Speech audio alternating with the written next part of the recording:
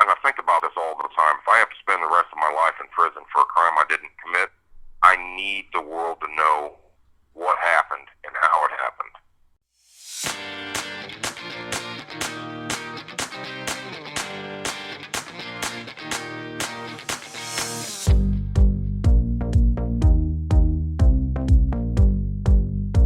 Injustice Anywhere presents Snow Files, the wrongful conviction of Jamie Snow and how they got away with it. Snow Files, Episode 16, Lies My Preacher Told Me, the Reverend Bill Gaddis. The mission of the Snow Files podcast is to expose the misconduct of the state's attorney's office under Charles Renard. It is not our intention in any way to disparage the current state's attorney's office or the Bloomington Police Department.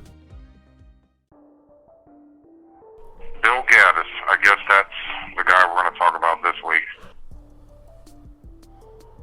I don't even really know where to start about this guy. I mean, he was one of the witnesses that my original attorney was suspicious about, in that he just popped up. You know, he was one of the witnesses that there was no investigative lead, there was no tips. He just appeared. The police report, the first police report that we read on the guy, he was meeting with Tina Griffin and one of the detectives at a truck stop, and they showed him a photo lineup.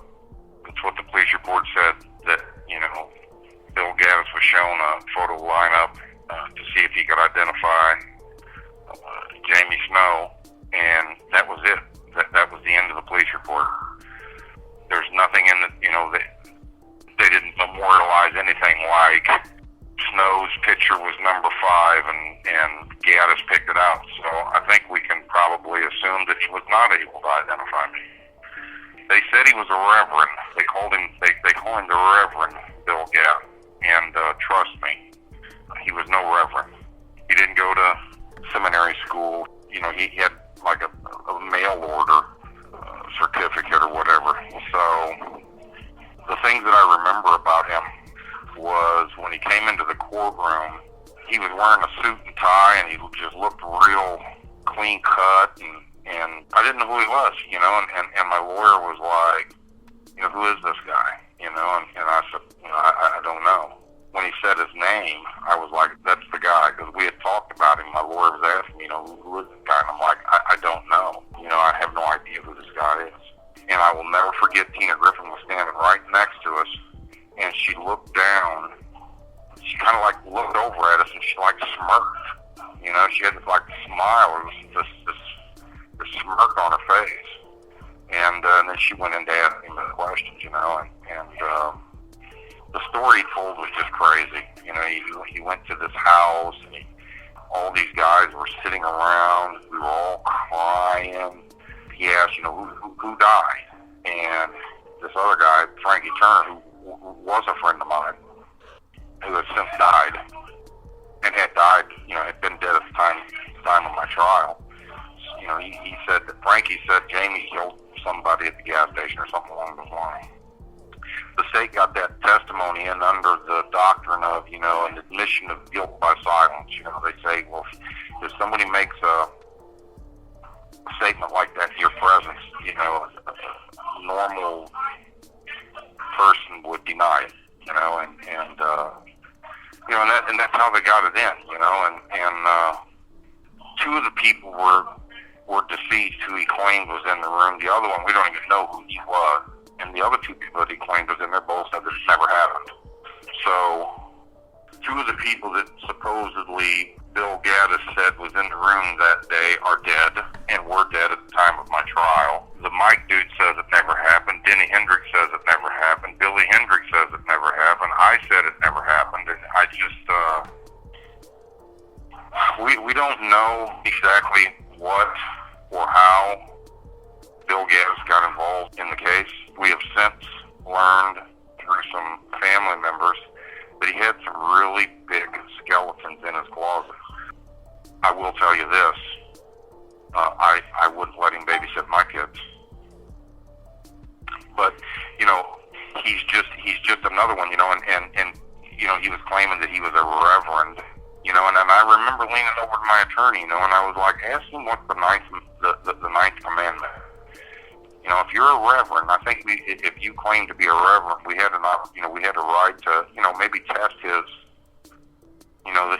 truth and veracity a little bit of whether he really was a reverend, and I told him, just ask him what the ninth commandment is. And, Frank Pitzel wouldn't do it. I think he was probably in his mind at the riverboat in Peoria playing blackjack or shooting craps or something. But, this guy, he claimed to have known me since I was 5 years old. And that he used to go to church with us, and he'd known me all my life, and thankfully Frank did ask him after I sat at the table and just kept telling him to ask this guy these questions. He asked him what was my mom's name, my sister's name, my dad's name, and he got none of them right. I think he said my stepdad's name. My stepdad raised me. I think he said my stepdad's name was Don, and my mom's name was Mary. Which my stepdad's name was Ken, and my mom's name was Sandy, so it wasn't even close. We're not, like I said, we're not sure where he came from, how he got involved, what was his motivation. All we know is he came out of nowhere. He just popped up. Like we've been saying all along, there's thousands of dollars worth of reward money missing. And like I said, we found out that there's some pretty significant skeletons in this guy's closet. It makes me wonder if maybe they were using that, as motivation to get him to testify. But that's pretty much it. He's just another one in the long line of witnesses who was allowed to get up on the stand and testify to something that was not corroborated by anything.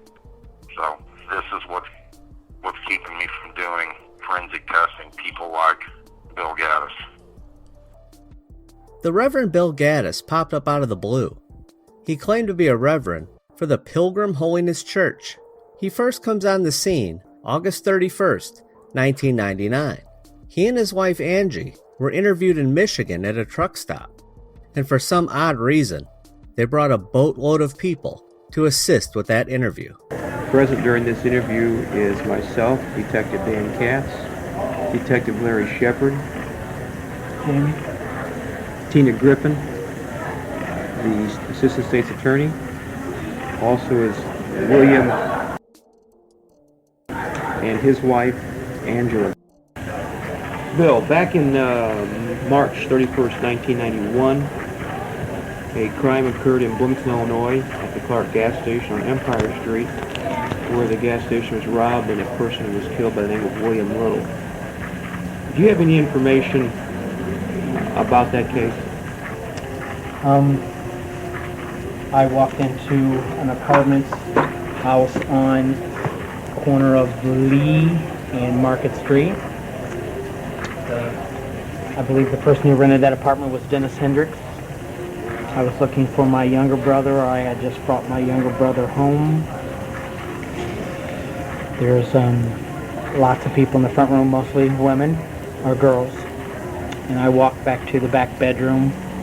I believe there's only one bedroom in that apartment.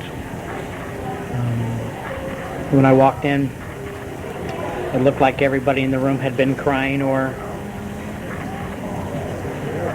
was in a real solemn attitude at that time. And I asked who died. And there was silence for a few seconds. And Frank Turner, who was laying on the bed, said that Jamie had either shot a boy at a gas station or shot that boy at the gas station.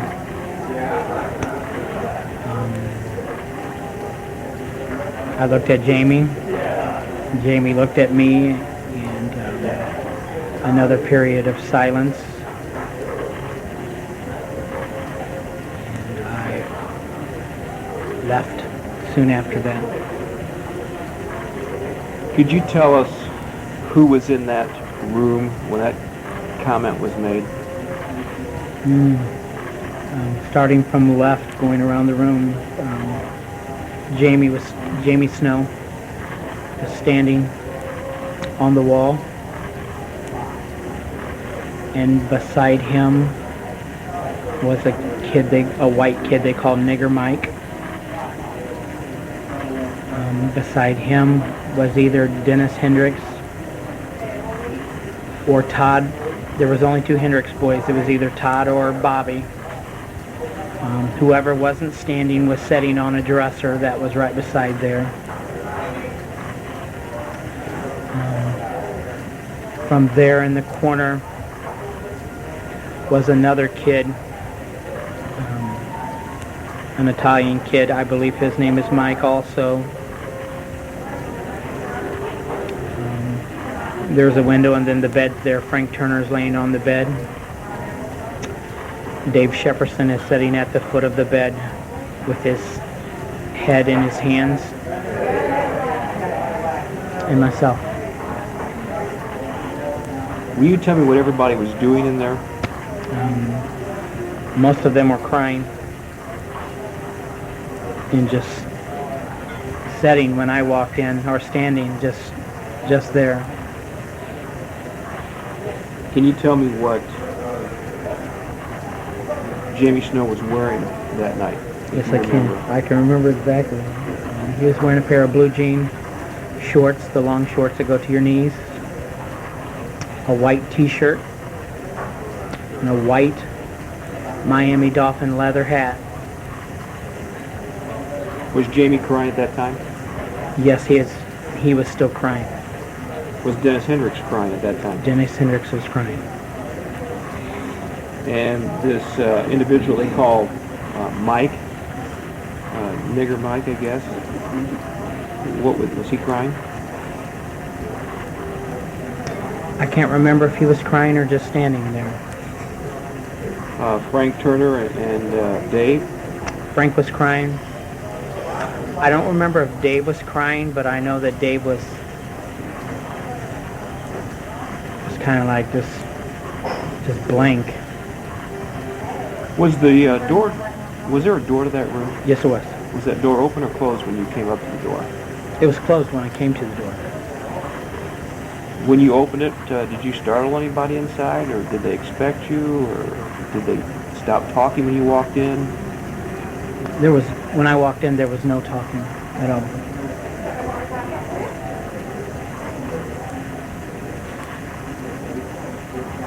This time, when you heard this conversation, did Jamie deny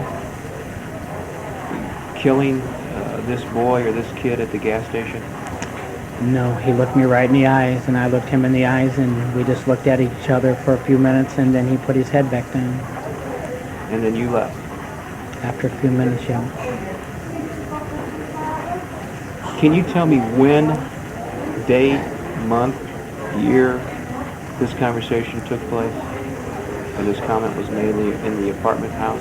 It would have been at the very end of March or the very first part of May. And it was raining that night, I do remember that. So it was between the end of March and first part of May? First part of May. This incident occurred on March 31st, 1991, at approximately 8:15 p.m., which was Easter Sunday.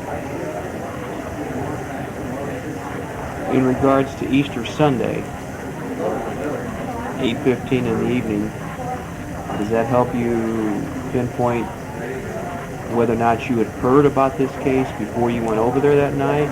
Was that the first time you ever heard about the case occurring?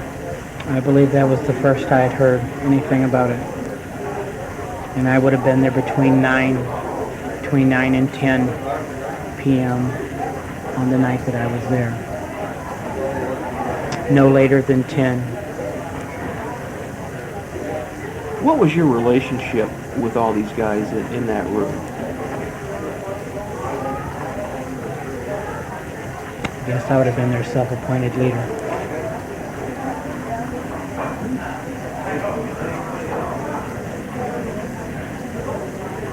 Can you describe to me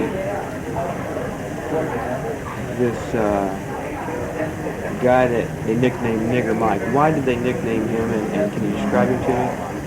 He's a tall, white guy, skinny, 6'1", 6'2" maybe. I believe he was married to a black lady. How old was Mike At that time, at that time? early 20s, maybe 20. So today, 8 years later, he'd be maybe anywhere from 28 to 30 years of age. Yep. Yes, sir. And what did he drive back then? A big old Cadillac. You remember the color? I believe it was green in color.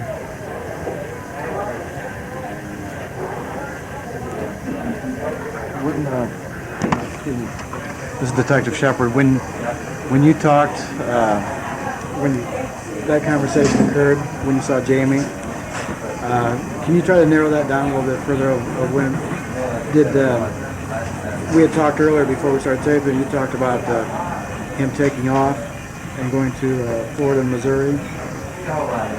Was it prior to him taking off when you had the conversation with him? Prior means Before? Did you talk? Did you walk in the room and talk when everybody's crying? Was that before he took off and went to Florida and Missouri? that was before he took off.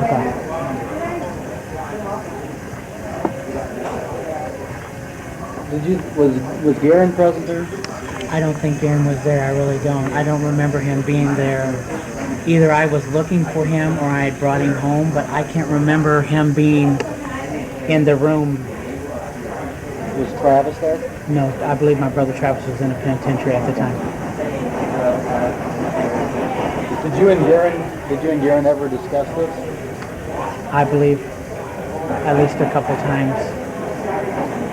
About being at the party? About being there and having this conversation with Jamie Snow? About being there and about all the stuff that was said, yes. Because he lived also in that apartment. He was staying there. So he heard after. So did Garen ever tell you that Jamie told him that he had done this? I think Jamie left. I think Jamie left real soon after that. Frank Turner, Yes. he's deceased, is that correct? Yes. And Dave, Shepperson is also he's deceased. also deceased. So two of those guys that were in that room are no longer. Right.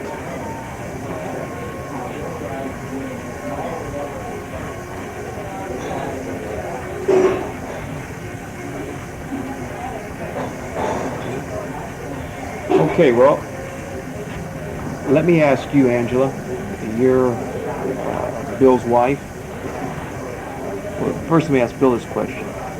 When you left that apartment house that night, Lenny Henderson's apartment, after hearing what had occurred, where did you go? I went directly home. And when you got home, did you say anything about what you just heard? Yes, I did. And who did you tell? I told my wife. And what did you tell her? Told her exactly what had happened, what was said, what was going on, who was there. Some of the people she didn't know because they weren't part of the group.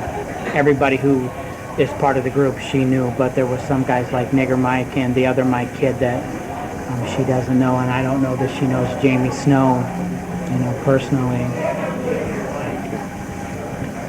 Angela, you sat here and listened to this, our conversation.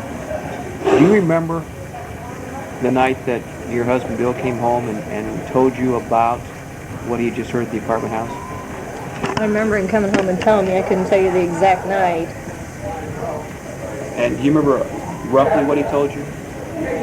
Just basically that they were all there in the apartment and that they were talking about the murder and that they said Jamie Snow had committed it. As far as between what date and what date, could you help me with that? I would say between the end of March and the second week of May for sure, because that's when we were in the middle of moving to Colfax and that's when I can narrow it down. I do know it was raining that night. I mean, that's how I time frame things, by different dates when we moved or started a job, and that's how I time framed it for myself. Okay, we will stop the tape at 8. Should I say one more thing? Oh, yes, sure. The reason that we hadn't said anything before is because we were told somebody else told the story. So, and I would like that said. If this story had not been told before, then you would have came forward and told us, but you thought it had already been told. Exactly. Were you and Angela married at that time? Yes, sir. Okay. 8 days after that interview was conducted, Reverend Gaddis testified at the grand jury. Bill Gaddis confirmed he was a licensed minister and affiliated with the Pilgrim Holiness Church on East Street in Bloomington. He said he had known Jamie Snow since they were kids, as their fathers raced stock cars together. He went on to tell the same story, that his brother Garen lived with Denny Hendricks, and one night he went walking through their apartment looking for Garen. He said there were many women in the front room, and he walked through the kitchen, down the hallway, to the bedroom, and opened the door. He said that Jamie Snow was on the wall, wearing a pair of blue jean cutoff shorts, a white t-shirt, and a white Miami Dolphins baseball cap. He said there was also a man named Mike, Denny Hendricks, and one of Denny's brothers. Another man, his brother Frankie, stretched across the bed laying down, and Dave Shepperson at the foot of the bed. He said that Jamie was heavily crying, and Denny and his brother Frankie were crying as well. He asked who died, and Frankie said that Jamie had shot a kid at the gas station. The Reverend said he and Jamie looked at each other, and he looked around the room, then backed out, went down the hallway, and left. He said it was raining that night, and he drove home disgusted and told his wife. The Reverend went on to testify that he was told that Denny Hendricks tried to collect the reward money by telling this story, but police said it wasn't enough information, or that the story wasn't credible, and that the Reverend was testifying today because a couple of months ago he was telling this story to someone and they told on him, and police had contacted him. When asked about Jamie by the grand jury, the Reverend Gaddis said the following. Question: what kind of person is he? Going back to Jamie Snow, going back to that time. Answer: he's a thug. He's a street guy, just like me. I mean, I don't put myself anywhere above or below where he was at the time, and I was at that time. He's a hood, the same as me. Question: was he a fighter? Answer: yeah, all them boys is fighters. You don't grow up on the west side and come out a sissy. That's for sure, so. Question: after you overheard that conversation, and you said you walked down the hall, was there any threats? Or any, how did they let you go without? Answer: the whole bunch couldn't whoop me, all of them together. One thing I know so much on them guys, that they was glad to let me walk when I decided to walk away. They were glad to let me walk. And another thing is, I ain't afraid of none of them. Mike Higgins, who Reverend Gaddis testified was called Nigger Mike, testified he has never been known by that name, and further, that he did not know Denny Hendricks, Bobby Hendricks, Todd Hendricks, Billy Hendricks, Frankie Turner, Dave Shepperson, or Reverend Gaddis, but that he may have gone to high school with Jamie Snow, but doesn't remember him. And also, that he is not familiar with the apartment on Lee and Market, and that he learned about the Clark murder from the Panagraph newspaper. Denny Hendricks testified that he didn't know Mike Higgins, that his apartment was a 3-bedroom, and that the incident Reverend Gaddis was talking about never happened, and that he can't remember an incident where he or his friends were sitting around crying. Billy and Todd Hendricks also went on to dispute the testimony.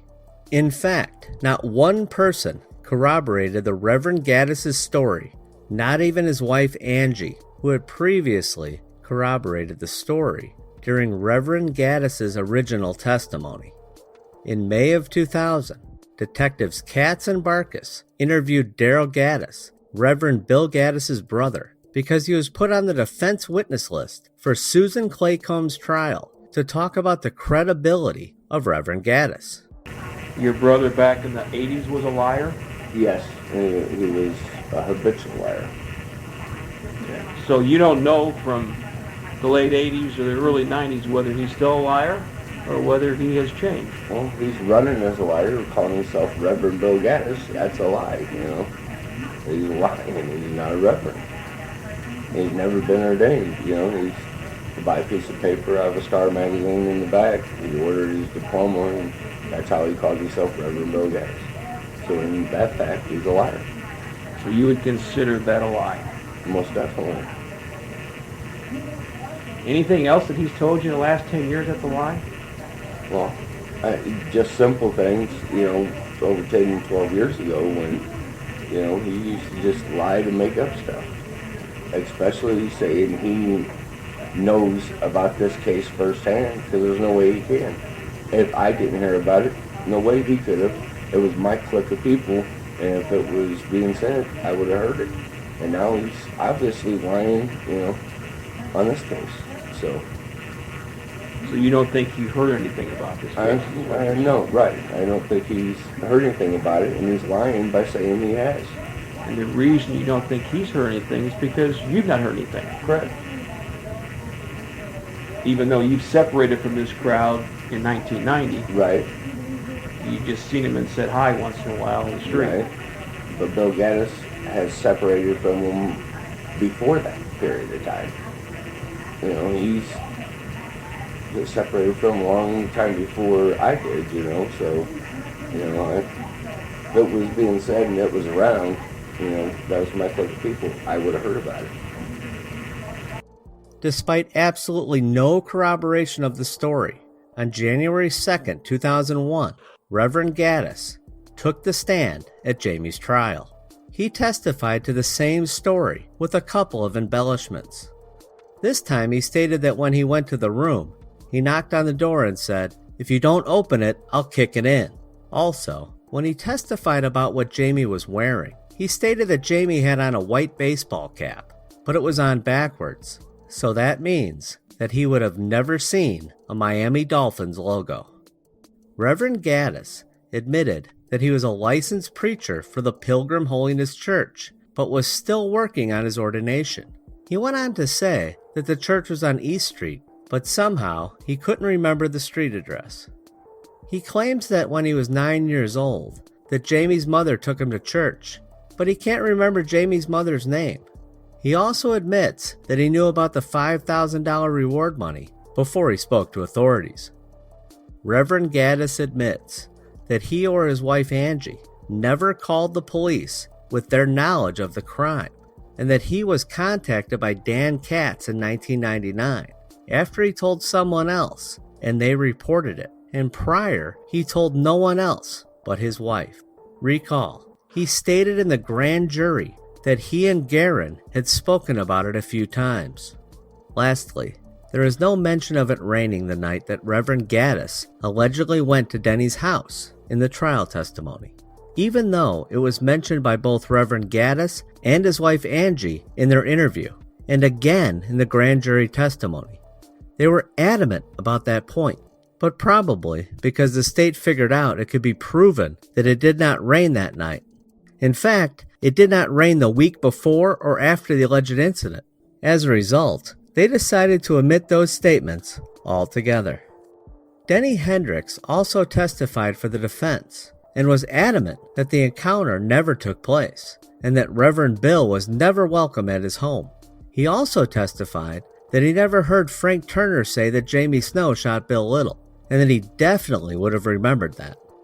Denny's brother Bill Hendricks also testified that Reverend Gaddis was never there when he was there, and that he had spoken to Gaddis's brother, Daryl, Garen, and Frank Turner, who all said that Reverend Gaddis had a bad reputation for telling the truth. Garen Bradford, also known as Frank Roberts, was the last to testify. Garen states that he and his sister were recently talking about Bill Gaddis's bad reputation for honesty, and about a year prior, his brother, his sister, and a court reporter were also discussing his bad reputation for honesty. Somewhat recently, we had the chance to connect with Gaddis, and he revealed information that has not been revealed prior to this date. This is edited for clarity. After I was coming off that 7-year bit in Lincoln in 1999, 2 detectives came up and paid me a visit, talking about how I needed to be on their team, and that I didn't want to have to see behind bars ever again, and that it was in my best interest to be on their team. I told them that I don't believe Jamie Snow ever did that crime. They just didn't look fucking hard enough.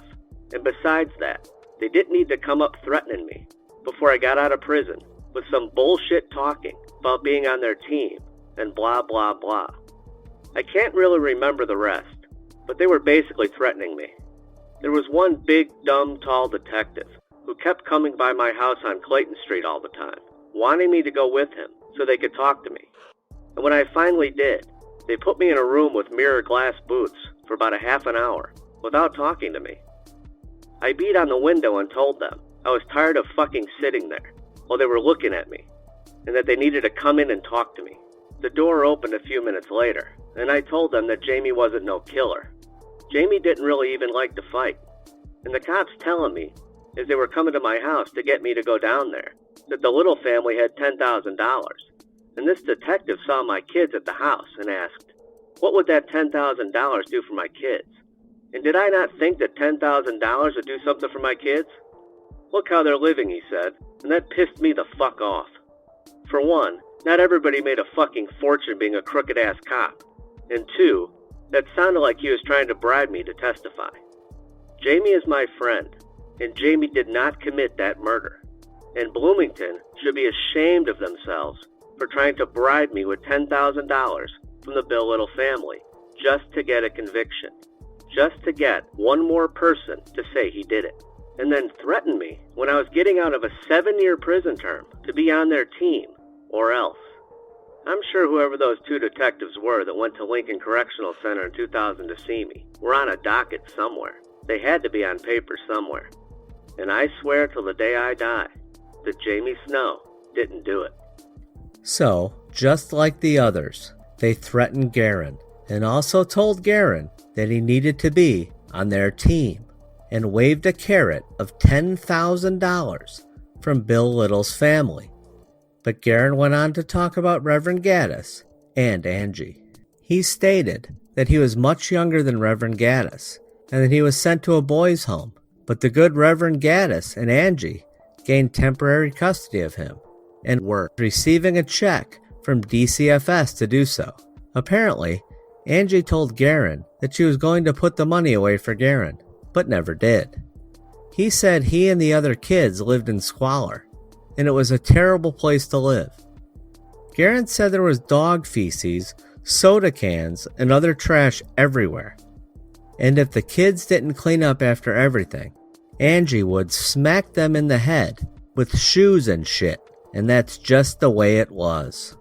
Gaddis went on to say that Reverend Gaddis and Angie also tried to get custody of his own daughters when he and his daughter's mother were having trouble.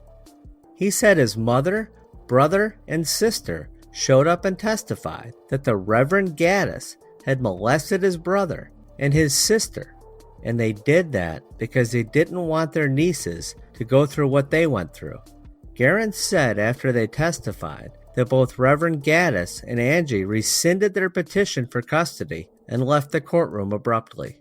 He said that Reverend Gaddis and Angie put on a real good show for everybody and the church, but when at home, it was a whole different story. When asked about the incident at Denny Hendricks' house, Gaddis stated, "Nothing like that ever happened. Nothing. Me and Billy, meaning Reverend Gaddis, didn't even talk at the time. Really, we was having trouble at work. We had crystal polishing detail shop.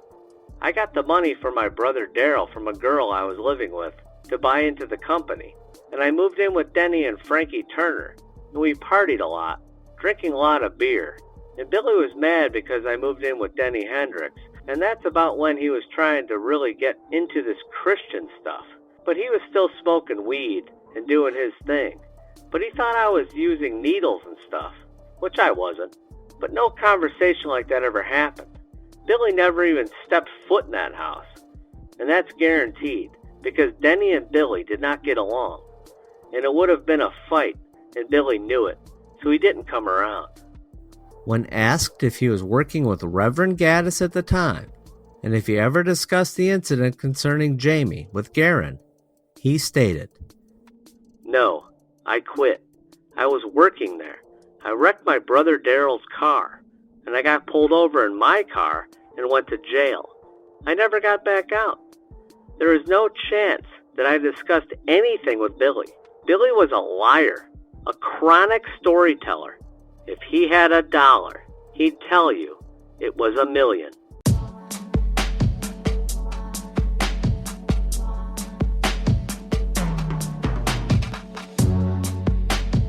Tam, Jamie says he never even knew Bill Gaddis, and that he had never seen him before in his life until the day he came to testify. Can you point out some of the things that back Jamie up? Gaddis knew nothing about Jamie and his family, although he said he knew them well when they were kids, but he can't remember his mother or sister's names. And he even admits at trial that he never actually spent any time with Jamie alone, ever. He's inconsistent on when he heard the accusations in the apartment. He first said it was possibly between the night of the crime on March 31st through the middle of May, but actual trial, he pins it to Easter Sunday or the next night. His wife is the only person who can corroborate him, sort of. She's not really corroborating him, but notice they didn't use her in trial. Recall from the interview, she was adamant that it was raining that night because they were moving. It was mentioned several times. We've looked that up, and it did not rain that night, nor did it rain any that entire week. Several people Gaddis named as being present at the time of the scenario testified it did not happen. Gaddis wasn't welcome at the apartment, and there's a couple of them that have passed away. There is some talk of Jamie and his friends being in a gang, the Northsider prison gang. Was Jamie ever actually in a gang? No, I mean, we've gone over that over and over and over and vetted that in Truth and Justice. And Jamie was not a Northsider. He was friends with some of them. He knew them because they knew each other when they were kids. But that's the extent of his relationship with the Northsiders. Daryl Gaddis was Bill Gaddis' brother, and he told the Bloomington Police Department that Bill was a complete liar. He was supposed to testify for Susan, but never made it to either trial. Can you tell us about Daryl? Has he been interviewed by Jamie's team since the conviction? He hasn't been interviewed that I'm aware of, but he didn't testify, so there's nothing more than what we have on the tape. Now, had he testified to something different, and we later discovered this tape, that would be a different story. He would definitely be a target for us to interview. You spoke to Denny Hendricks recently about this case. What did he have to say about Bill Gaddis? Denny and several others that knew him, even his family members, talked about Bill Gaddis being a liar. Denny was adamant that Gaddis wasn't allowed in his house and certainly didn't hang out with him. Something that really struck me from Gaddis' interview was when he was asked about the relationship between these guys and Gaddis said he was their self-appointed leader.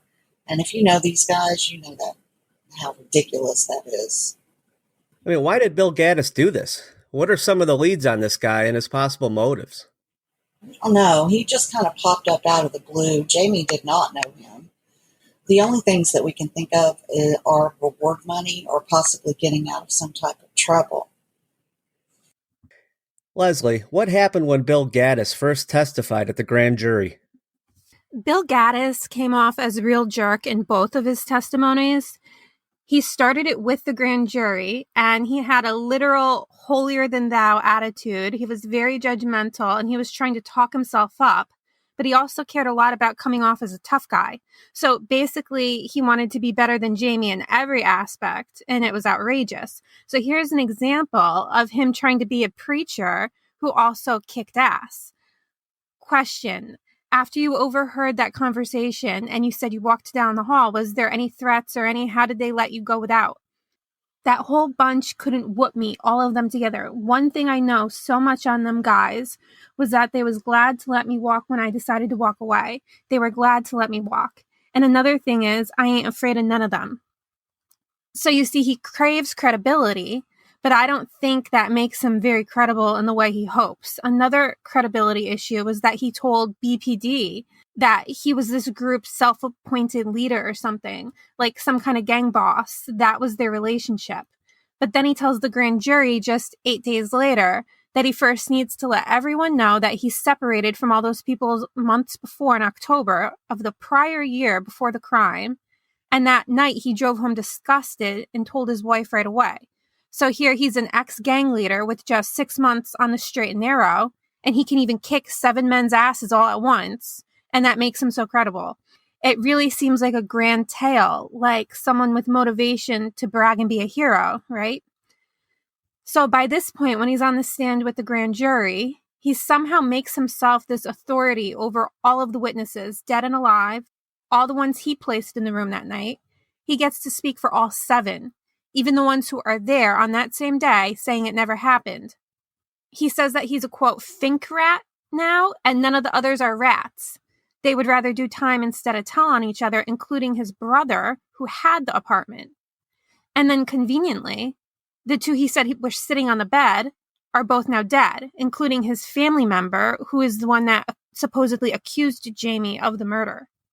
It doesn't matter that Mike Higgins testified later that same day that he wasn't in that room and doesn't even know any of them, or that Denny Hendricks testified that he wasn't in there crying and doesn't remember that scenario at all, or that another man was supposedly in there too and he can't even give that name.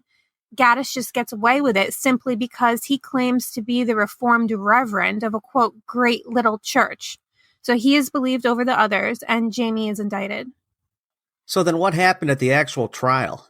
Did Gaddis stick to his story? At Jamie's trial, Gaddis tells the exact same story, except for this time there's one big difference. He says he can't remember if Jamie looked at him or not after Frank said he shot the kid at the gas station. He said Jamie was looking down. This is the first time he can't remember, and that's a big deal. So we go from making eye contact and not denying the accusation, like a nonverbal confession from Jamie, to all of a sudden no eye contact at all.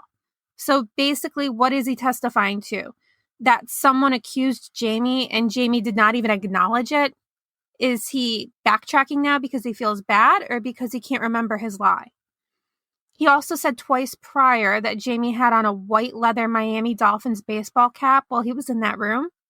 But now he says he had it on backwards. So how could he have seen the logo before? So it's very bizarre that he insisted on all those little details about what Jamie was wearing 8 years ago. But then at trial, he changes that one thing. So again, did he forget his lie? So when Frank Pitzel cross-examines him, it gets really good. Gaddis has to admit that he is not ordained yet. He is only licensed and cannot even perform weddings. He is actually a preacher. So of course Pitzel was going to expose that. And it got a lot worse. When asked when he preached in Bloomington, Gaddis can't remember the street address of his own church and claims it's because he now lives out of state, so he doesn't preach there anymore. But he won't even tell what state he lives in now. The judge actually allows that, for him to not admit where he lives and preaches out of for privacy reasons. Gaddis is then relentlessly quizzed on how he knows Jamie, and he claims he knows him because Jamie's mother took him to church as a child, but he can't remember her name. And he gives the excuse that Jamie went to live with his father, so it wasn't many times. Then he can't remember how long Jamie even lived with his mother for. He's then quizzed back and forth over and over again about how good of friends he was with Jamie and the Hendricks brothers, and he eventually relents and admits that he was only acquaintances with Jamie, but still insists that he was close with the Hendricks. Pitzel keeps going and starts asking him about the Bible and the 10 Commandments. He gets Gaddis to admit that although he left that apartment thinking Jamie was a murderer and broke one of the commandments, he still never told authorities. And then when asked about the reward money, he has to admit that he did know about it. He tries to skirt it, but Pitzel grills him really hard, forcing him to admit he knew about the reward money before talking to the police. And it was so hard that he had to ask for a glass of water. He then got into an argument with Pitzel about if he really knows who shot Bill Little, and he keeps saying Jamie Snow did it. But eventually he has to admit that he has no actual personal knowledge of that. And next, in a classic Pitzel fashion, he asks Gaddis a surprise question that's very random and off topic, and Pitzel suddenly spouts out, "What is Jamie's stepdad's name?" And Gaddis says he thinks it's Bill. So Pitzel says, "Oh, well, he's here in this courtroom today, so why don't you identify him?" But that's immediately objected to, and he doesn't have to, which is good for him because I don't think that he could. Tina Griffin then redirects, and she asks him if it is actually his responsibility to hold people accountable for their wrongdoings, in regards to Pitzel making him admit that he never reported anything to the authorities. Gaddis responds by saying that it's his job to make sure their soul is right, and it doesn't matter if he gets the death sentence or whatever. God works out the judgment in those things. So that's an awful thing for him to say in front of the jury, and I'm really surprised there was no objection, since this wasn't a death penalty case anymore. She simply asked him if it was his job to report crimes as a preacher, but he responded in a way to imply that Jamie did something to get the death penalty. And that is the kind of holier-than-thou stuff I was saying. He is literally saying, well, I didn't tell the truth about a murder, but this guy is worse. He could get the death penalty. So next she wants him to clarify that the detective contacted him first in 1999, and then he told. And he does. But we know his brother had contact with authorities in 1996. So is that a lie that didn't make it to trial? Was there other contact sometime else? Griffin ends with asking if he told his wife, as if telling his wife makes it less bad in some way, and he confirms that he did. But then Pitzel jumps right back in for his last question and exclaims, "So she called the police then?" And he says no, and then that's it. He's excused from the stand. And I could see where Frank was going with pointing out all of Gaddis's weaknesses, but for some reason we don't know, or maybe just can't understand, why Gaddis really wanted to judge Jamie and be an authority on the stand. Like he had a dog in this fight, but he wasn't an informant that sat on the fence and played the system. He was really digging into it.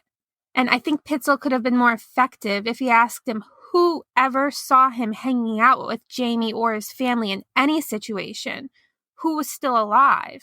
And also, if he asked him, like Jamie always wanted, what is the 9th commandment and what is the punishment for someone who breaks it? A few good people took the stand days after Gaddis to refute his testimony. What did they say? Well, Denny Hendricks took the stand first and refuted the most. Since it was his apartment, he vehemently denied that Bill Gaddis was ever in there when he was, and that he never heard Frank Turner or anyone else state that Jamie killed the clerk at the gas station. He said, in fact, if he did, he would have been testifying for the prosecution. He said he was never in a room crying like that either. His brother, Billy Hendricks, testified next. He was very good friends with Jamie, and he said that Bill Gaddis was never over there while he was either, and he was there very often. He testified that several people in Gaddis's family talked to him about what a bad reputation he had for lying. And then Gaddis's own brother took the stand next, Garen Bradford, the one that lived there with Denny, and he said the same, that his brother was a bad liar, and his sister and other brother were recently discussing his bad reputation.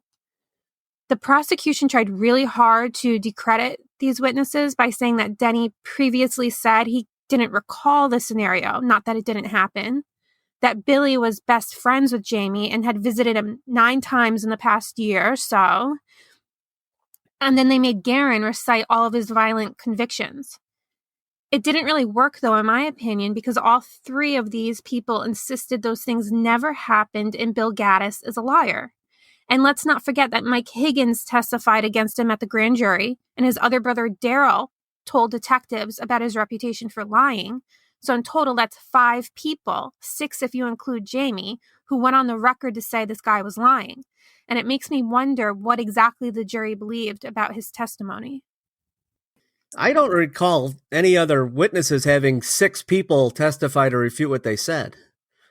It seems like there's a lot of people that were willing to discredit this guy. Everybody in the room discredited him except for the 2 that are dead and the one guy who he couldn't even remember his name, and we probably made up. So everybody else, if you go around the room and count all those people who were sitting in there, they all said it didn't happen and I wasn't there. And, you know, the other thing is he starts saying that Mike Higgins guy had this really racist, derogatory nickname. And everybody says that's not true. Mike is like, what the hell? Nobody ever called me that to my face. And Denny says the same thing. No, I don't know anybody by that. He's even going off a list of all the Mikes that he knows, and he can't even come up with that guy.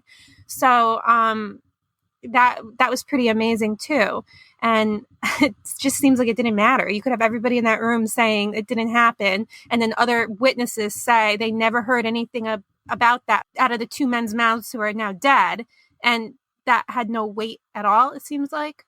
Right. Yeah, I mean, he just seems, every person we talk about is discredited. It's just, how does this one even have any relevance at all when there's everybody there says he's he's a liar. I mean, there wasn't even any history there. I mean, there were other people that he didn't know, like Bruce Rowland, and with Bill Gaddis, there was just the first time he saw him was when he walked into court. Right. I think Pitzel said, "Who is that?" And Jamie said, "I don't know." I mean, it was just never even saw him. It's just interesting that he was even able to testify and that it's even part of this case. He shouldn't have been in there because it was just shaky anyways, right? Because he's saying it's a confession of omission. Yeah, and he didn't make it into Susan's trial, so he made it into Jamie's trial. So it's like, did Steve Skelton scare them off into not bringing that kind of stuff in to his courtroom? And then now they get away with it with Pitzel? I don't know. They just, it just amazes me the great lengths that they went to. I mean, they flew to Michigan. Tina Griffin, the assistant state's attorney, was at that interview at the truck stop with Angie and Bill. They flew to Michigan to get this, 8 days before the grand jury, they're all in Michigan, rounding them up. Ridiculous story of someone who didn't even know him. That's just great lengths, and it really makes you wonder why. Right. I mean, why were they going through such great lengths if their case was so strong? And what they got out of it was incredibly weak in the process. Weak. Exactly. Very weak. The other thing is, when Gaddis is on the stand for the grand jury, he's saying that he didn't tell anybody before because he thought that someone else already came forward for the reward money. He tries to say his brother told him that Denny tried to get the reward money, so he just assumed Denny had already said it, so he wasn't responsible for it anymore. And then he goes, I'm just so surprised that with so many witnesses in this case, he wasn't taken in already, so I had to do something about it. That's why I'm here today. So it's like even he can see, while he's lying and telling his story, that there's so many witnesses supposedly and nothing has happened. So where's the evidence? And at the end of his tape, you'll notice he says something at the end, after they're wrapping everything up and the tape is ending, and he goes, "Oh, I've just got to tell you this. I just want it to be on the record that the reason I didn't come forward before was because I thought everybody else, I thought somebody else told this story. That's why you did it, because you thought somebody told the story before, and that's why you never said anything." And he never said anything about that in his testimony. Right. To me, he just sounds he's trying to sound like this solemn person who's trying to do the right thing and is just torn up about doing the right thing, because he doesn't want to be involved in this. So he has this tone that is, to me, just smacks of insincerity. Yeah, I noticed that too immediately. He was definitely like hamming it up, and he was very narcissistic, and it sounded like he was on Dr. Phil or something. And Exactly. Oh, he's enjoying the attention. Yeah, that's why he's an ass-kicking preacher. It's like Superman. That person. It's like, if my neighbor dies, it's like the person who just can't wait to tell everybody. Right. But is going to be really sad about it, wants to be the one. It's just insane. Makes sense. I think that sums up this guy completely. There isn't anything left to say. we invite any witness featured on the Snow Files podcast to come on the show to give their point of view or to clarify anything that they think might have been misstated. In episode 16, a Reverend on the run found his way into Jamie's case just 8 days before grand jury proceedings. Bill Gaddis said that just 6 months after he'd announced his gang membership, he walked into a room full of members while looking for his brother, heard an accusation against Jamie, and noticed Jamie didn't respond. He said he left in disgust, and that they let him leave with such sensitive information because he could whoop them all. He testified to that, but his brother testified he was a known liar in their family, that it did not happen. The judge did not allow his brother to give detailed information about the family history so the jury could put it into perspective. But he just came forward in this episode and exposed the explicit atrocities his reverend brother was actually running from, and detailed the hefty payment he was offered to testify against Jamie Snow. If you have any information that may help Jamie, please call the tip line at 888-710-SNOW. There is a $10,000 reward for any information leading to a new trial or the exoneration of Jamie Snow. The tip line is free and confidential. This wasn't the only seemingly reputable person who tried to use Jamie's case to help ease the consequences for their own indiscretions. Corrections Officer Mary Burns was in the hot seat when she suddenly remembered hearing something from Jamie years before too. How did Mary Burns get away with it? That's next time on Snow Files.